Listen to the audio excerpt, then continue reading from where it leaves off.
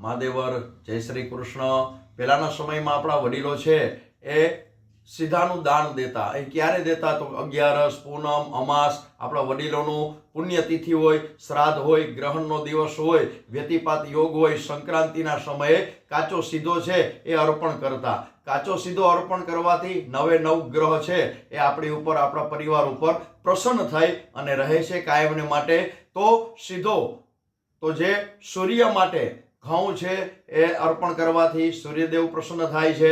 ચોખા અર્પણ કરવાથી ચંદ્ર ભગવાન પ્રસન્ન થાય છે। ત્યાર પછી મસૂરની દાળ અને ગોળ અર્પણ કરવાથી મંગળ મહારાજ છે એ પ્રસન્ન થાય છે।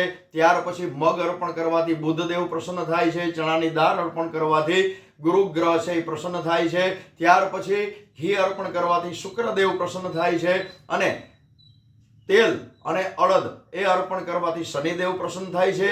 ત્યાર પછી ચટણી, મીઠું, જીરું, મસાલા આદિ અર્પણ કરવાથી કેતુ ગ્રહ છે એ પ્રસન્ન થાય છે। લીલા શાકભાજી અર્પણ કરવાથી બુધદેવ પ્રસન્ન થાય છે। આવી રીતે કાચો સીધો અર્પણ કરવાથી 9 ગ્રહની શાંતિ છે એ આપણા ઘરની અંદર પ્રાપ્ત થાય છે। જો આ વિડીયો ગમ્યો હોય તો લાઈક કરજો, શેર કરજો, ફોલો કરજો। મહાદેવર જય શ્રી કૃષ્ણ।